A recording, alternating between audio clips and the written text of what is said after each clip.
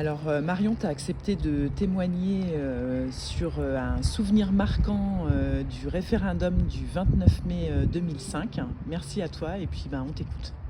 Un souvenir marquant pour moi, c'est qu'on avait fait un repas avec des amis. Alors moi, à l'époque, je militais à la FSU et un de mes amis militait au SGAN CFDT. On avait prévu un repas classique entre amis et au final, le copain est arrivé avec son exemplaire du TCE. Moi, j'avais le mien et le débat a très vite, le repas a très vite mal tourné puisqu'on s'est retrouvés en opposition et on s'est quittés fâchés. Voilà.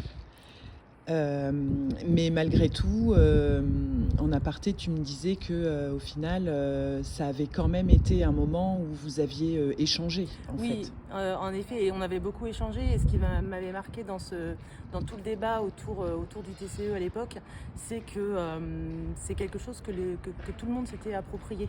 Les gens s'étaient approprié cette question-là, au-delà même du cadre syndical, militant. On entendait les gens dans la rue discuter du TCE, sur les marchés, en famille. C'était quelque chose qui était assez présent dans les discussions à l'époque, j'ai ce souvenir. Et alors, finalement, donc, le non l'emporte le 29 mai 2005. Et puis arrive 2008 et le traité de Lisbonne.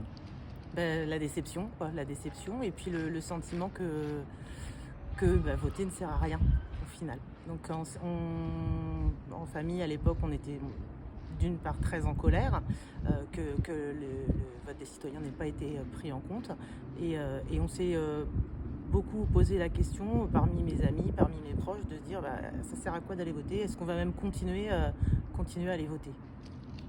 Merci beaucoup Marion. Mais de rien.